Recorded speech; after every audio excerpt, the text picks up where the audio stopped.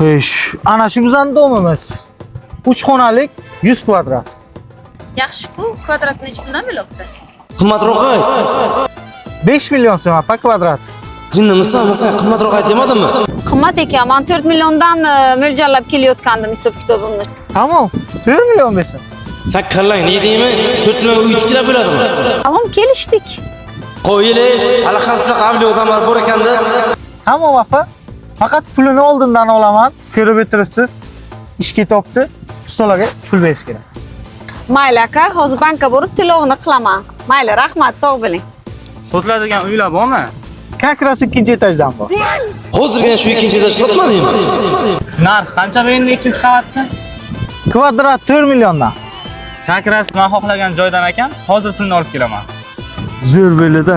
Ikkinchi etajni 10 kishiga sotdim. Молодец, halol bo'lsin. Hatto mana aqlimga kelmagan narsa ekan bu. Kallangga qo'ying. Assalomu alaykum. Uy olmoqchi edim. Bormi? Ha, bu. Как раз ikkinchi etajdan bor.